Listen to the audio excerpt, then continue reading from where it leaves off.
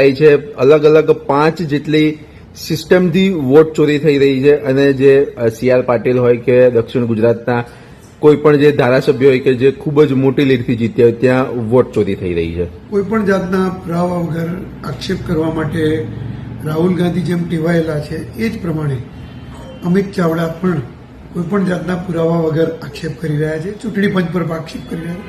ચૂંટણી પંચ એનો ચોક્કસ એમને જવાબ આપશે, જે પ્રમાણે રાહુલ ગાંધીને જવાબ આપ્યો છે અને રાહુલ ગાંધીને પણ કહ્યું છે ચૂંટણી પંચે કે તમારી પાસે કોઈ પણ જાતના પુરાવા હોય તો તમે એફિડેટ કરો.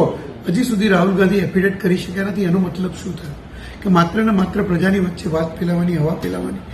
અને બીજું કે ભાઈ રહી વાત મતદાર યાદીની, તો ચૂંટણી પંચ દર 6 મહિને નવી મતદાર યાદી જ્યારે પ્રસિદ્ધ થાય ત્યારે દરેક રાજકીય પક્ષને મોકલે છે.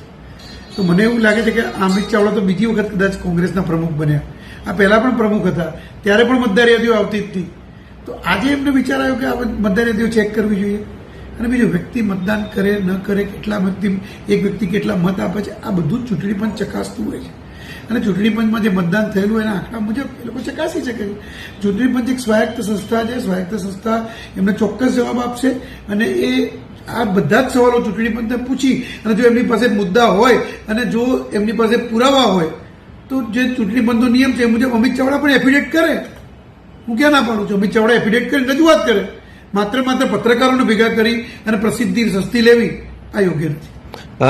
એમને એવું પણ કીધું કે ગુજરાતમાં 6 લાખ જેટલા વોટરો છે જે બોગસ લિસ્ટમાં સામેલ થયા છે. 6 લાખ જેટલા કદાચ વોટર્સ બોગસ લિસ્ટમાં સામેલ થયા ન થયા આ ચૂંટણી પંચે જોવાનું છે. ચૂંટણી પંચને એ પુરાવા સાથે રજૂઆત કરે અને એફિડેટ કરે. અમે ક્યાં ના પાડીએ. CR પાટીલનો સીધો ટાર્ગેટ કઈ રીતે જોવો છો? CR પાટીલ સાહેબના ત્યાં એમણે એવી વાત કરી કે 50,000 કે 70,000 મતદારો, પણ એ મત અપાયા છે કે નહીં તમે ચકાસ્યું છે? બીજું, CR પાટીલ સાહેબની 8 લાખ કરતાં વધુ મતની સરસાઈથી જીતે છે, એટલે એમને સરસાઈ પણ ધ્યાને લેવાની જરૂર છે.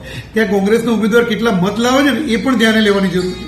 એટલે આ બધું અમિત ચાવડાએ થોડું ટેકનિકલ અને થોડું ગાણિતિક રીતે વિચારીને પછી જવાબ આપવા જોઈએ અને પછી પત્રકાર મિત્રોને જાણ કરવી જોઈએ.